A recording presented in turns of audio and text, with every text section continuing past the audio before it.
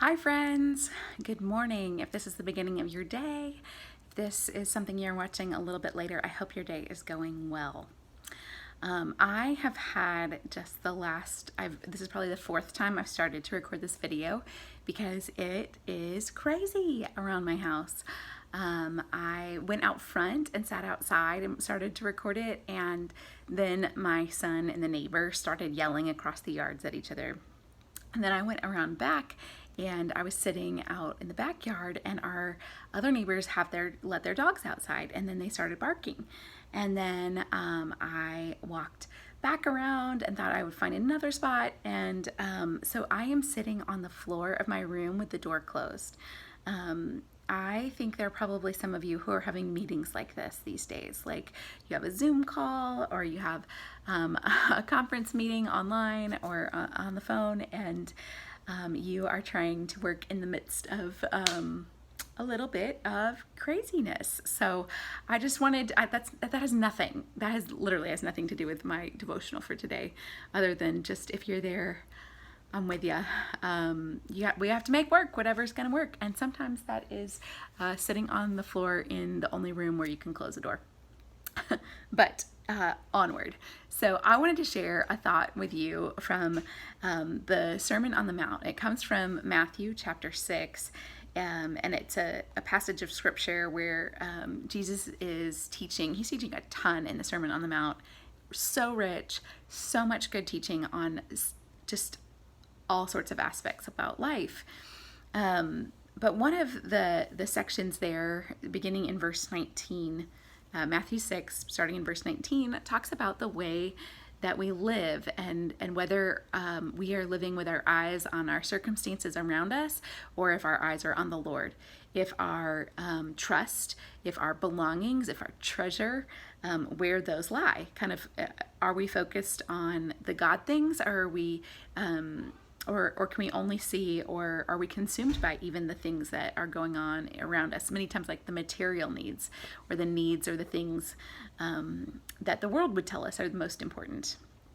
Anyway, this whole section, I've read these verses many times because it helps reorient my thinking, and it came to me the other night. I don't know about you.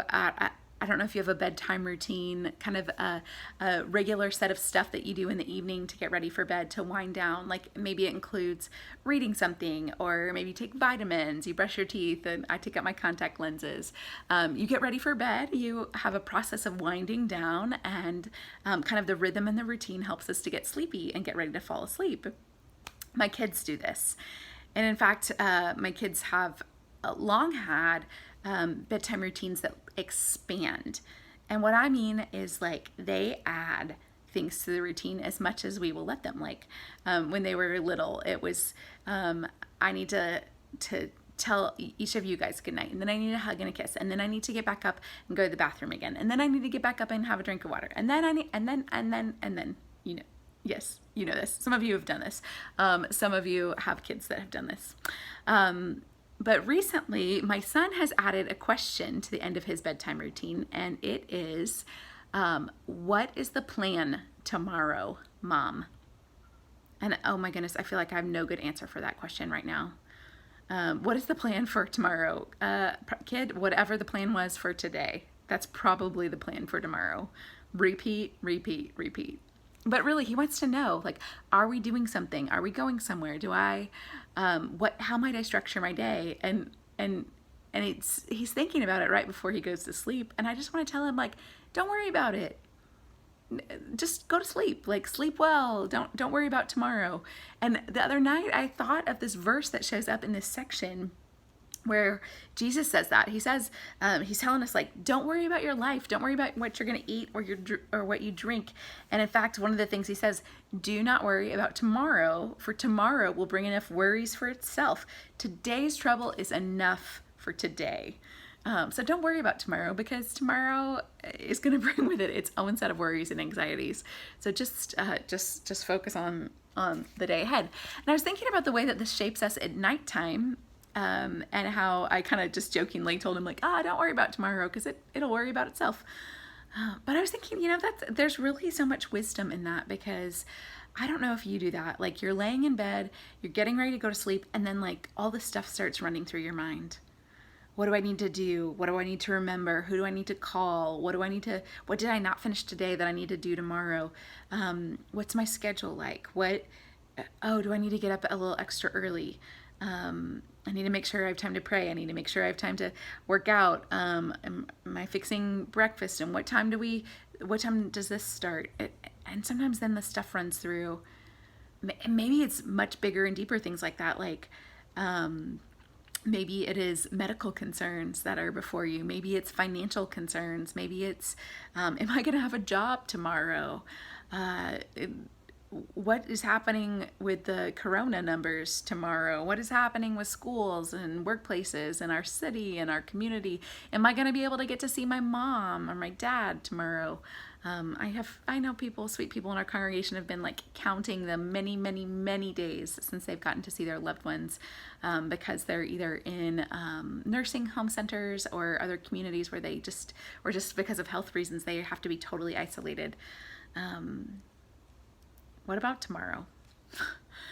If we fall asleep worrying about tomorrow with our eyes on the next day, we probably aren't going to sleep so well. We're definitely not going to sleep like peacefully, with a sense of like deep rest and rest in the one who made us, and the one who holds our tomorrow, and the one who has the ability to give us strength for tomorrow. It's really, really different if, instead of focusing on the next day, if you come to the end of your day and instead you think, what are the things I am grateful for today? What are the things that I need to let go of? Where is it that I need to turn things over and say, God, I didn't finish these things, but I put them into your hands. Or this isn't all totally resolved, but I trust you. Or I sinned and I messed up and I hurt someone, or I hurt myself today. And Lord, I need your forgiveness and I need to turn it over to you. Don't you think you could rest a lot better? Don't you think that if you put your life into the Lord's hands, into the creator of the universe, the one who loves you unapologetically, endlessly, in every way, wouldn't you sleep so much more peacefully? In fact, going to sleep is an act of trust. It is saying, I have done all that I can do today, and I can rest in the one who holds the universe. In fact, that's not only something we're supposed to do each day at the end of the day, but that's why we're supposed to have Sabbath, the whole day dedicated to rest, because it reminds us that we are not the one who makes all of the earth come together. We are not the one who controls everything, or really much of anything. Do not worry about tomorrow, for tomorrow has enough worries for itself.